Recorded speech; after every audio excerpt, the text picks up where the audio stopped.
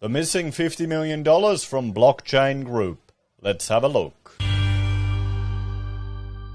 Hello everyone, Florian Heiser here and welcome to another episode of Heiser Says. Grab your stein of coffee. I want to have a look at another article from news.com. This one is, well, going into a bit more detail about Blockchain Group, another crypto company here in Australia that went under. Everyone, I guess, this would attract probably people who aren't that experienced in business and that are jumping in. At least I'm hoping. I'm hoping that's what the cause of all of this is. Anyway, although I have spoken to people in the industry and it's very dodgy in some regards. You know, people will hack into your website or your system or your product and then try and blackmail you so they don't release it to damage your project. This is not like other businesses, guys. It's crypto. You're fighting against the whole world in some regards. So, Aussie crypto exchange Blockchain Group. Were they an exchange? And the search for 50 million. As one exchange collapsed in Australia, another had already called in the administrators, and it's proving a minefield for people to get their money back. Now, this is the thing. When you put your money in any of these exchanges or any of these wallets, and there's a video that I'll refer to, actually, a video I did some time ago about Cloud Token Wallet. Now, this was a complete and utter scam. People were, depositing money into this wallet, and it used wait for it, guys. Actually, what do you think what was the special trick that they used? All the veterans from crypto, let us know in the chat while I have a coffee. It was a AI trading bot that used arbitrage to magically give you daily interest. That was crazy. And, a viewer shared this with me. And he was saying, he was introduced to it by, another person in the law industry. A reputable, intelligent person that got suckered into this scam. And I looked at it, and one thing that got me angry with this one was that they were, and I'll jump over here to full screen. They were proudly saying that they were an ASIC registered company and that ensured its security. They were putting ASIC everywhere. And I looked them up. They were registered. Registered actually in Launceston, guys. So I dug around a bit. I found that the website over in Malaysia had been registered months before ASIC had even been registered. And I found a whole lot of other articles that had also been written about it being a scam. And one thing, you couldn't actually explore the blockchain.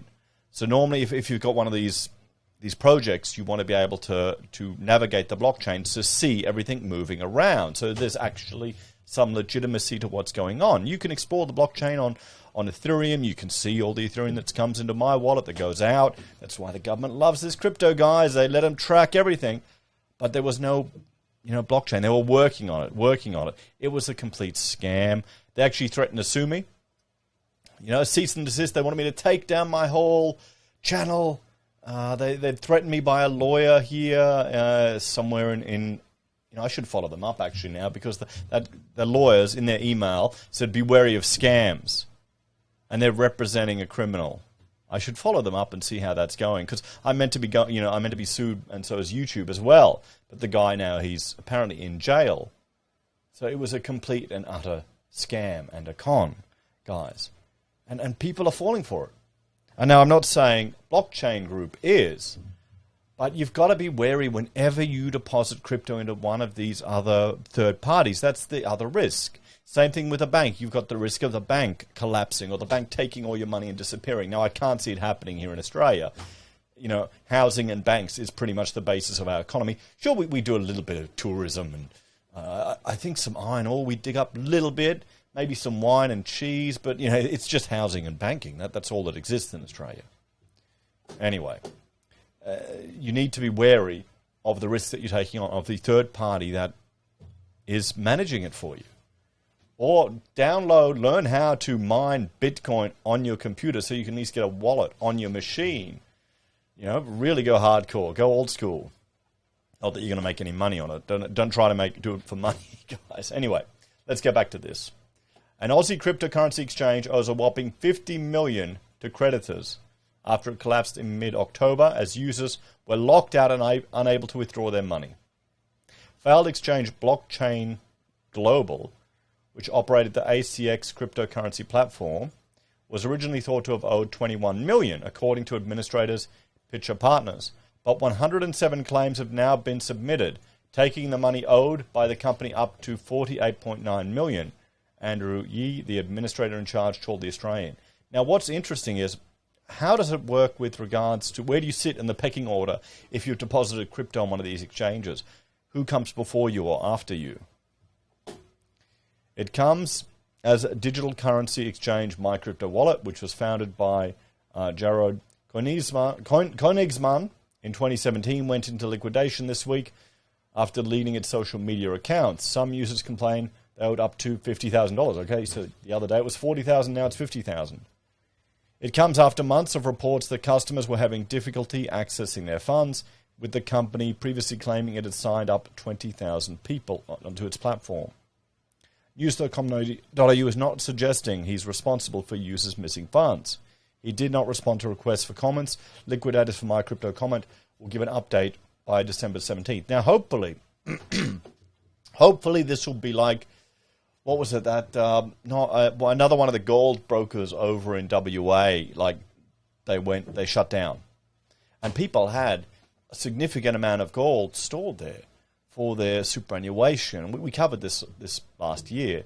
And fortunately, it looked like everyone managed to actually get their deposits back. It just took some time. The liquidator had a terrible job figuring out where to get everything back. Here's the one thing. You know who's going to get paid first? It's the liquidators. Meanwhile, documents lodged in relation to Blockchain Global with the Australian Securities and Investment Commission showed creditors are owed amounts ranging from a few thousand to as high as $8.3 million. Uncovering the state of the company's finances has been complicated, with directors residing overseas, Mr. Yeo told the Victorian Supreme Court in November, while it is also subject to 4 court proceedings. One of the matters relates to ACX cryptocurrency, with claims totaling $13 million against it, which also includes allegations that significant sums of cryptocurrency are unaccounted for. Oh, no.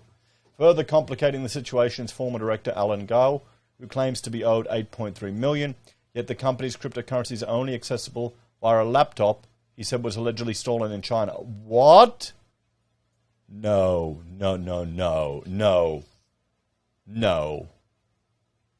You're kidding. Is this like that cryptocurrency exchange that was, in Canada or somewhere, completely run on a laptop?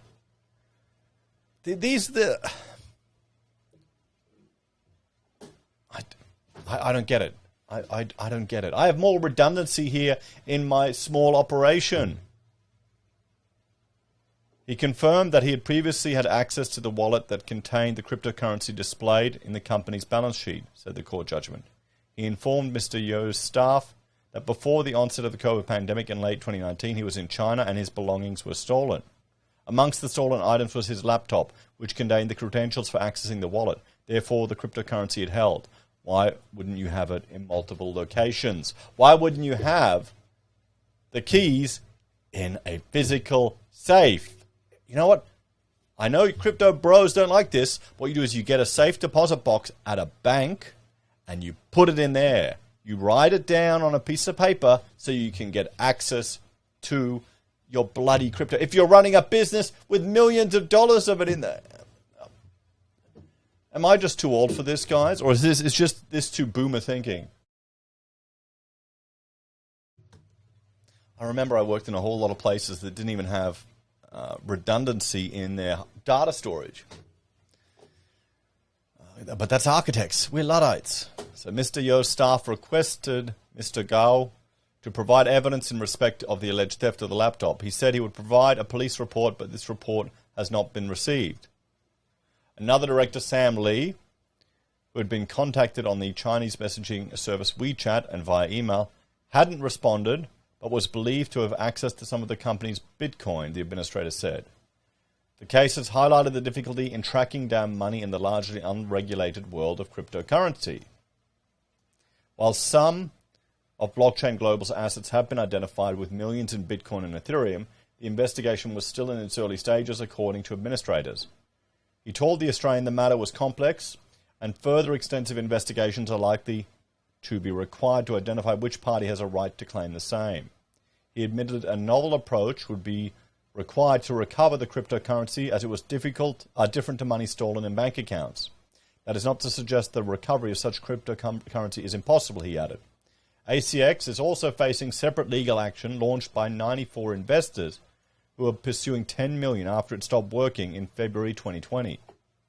One investor, Bruno Fabre, told the Sunday Age he had used Blockchain Group's exchange since 2017, and there were no problems until his withdrawals were suddenly blocked, preventing him access to significant funds. These are not banks, guys. They're not banks. I guess maybe you've got it in there if you're doing a trade, or maybe you want to trade your crypto, but they're not banks. I had no suspicion that it was a scam or anything like that. I was buying and selling, everything was functioning well. I thought it should function, he told the publication. It became obvious since then there'd been some wrongdoing. It looks like it all fell apart. Chloe White of digital asset advisory group Genesis Block warned people to research the ownership of an exchange and its operating history before using it, particularly as crypto was far more lightly regulated compared to other financial products. It is challenging for consumers to know how to keep themselves safe when they understandably want exposure to rapidly growing asset classes, she told the Australian Financial Review. There is no such thing as market license for crypto. There is a gap in regulation. It comes as the biggest shake-up to Australia's payment system in a quarter of a century will take place under a plan to tighten rules surrounding cryptocurrency, buy now, pay later, and services like Apple Pay. So let's have a bit of a talk about this one, guys. If you don't hold the keys, you don't hold the crypto. Anything you have on an exchange, everyone, you're trusting that exchange to still be there, to still operate, to not have financial difficulties. I mean, even if they go under and liquidate and you eventually get your crypto back, there's the opportunity cost of not having it under your control. What you need to do is you need to look at actually storing it on your local machine, but then there's the risk of that machine having issue. Or you need to find good, safe, reliable exchanges, some of the bigger ones. I haven't heard of any of these ones we've been looking at, guys. I mean, are they that big? I mean, let's jump over here.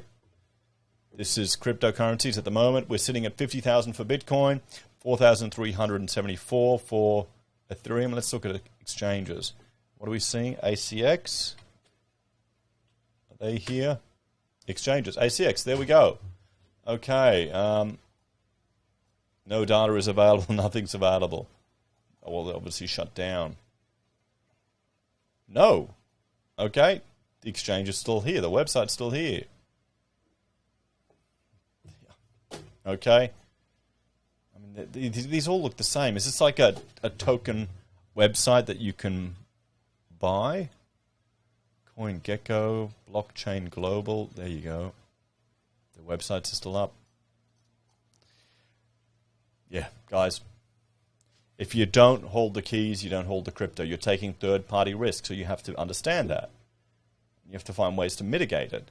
I'd suggest you look at getting a cold storage wallet or storing it on your local computer or having backups of it. At the very least, if you've got significant crypto, guys, have the keys where you can get them somewhere else, okay? Seriously, print it out, get a safe deposit box at the bank, be all retro, and have your Bitcoin paper wallet in there. You got $1 million worth of Bitcoin in a paper wallet in a safe deposit bank. How retro is that? Chicks will love it. Anyway, guys, thanks for watching. Check out this video about Cloud Token Wallet that I did some time ago. One that, threatened or prompted people to threaten to take down my channel. I remember I was talking to the creator going, why the hell have you set your office in Lonnie? It's not even got an international airport. They weren't impressed. See you next time.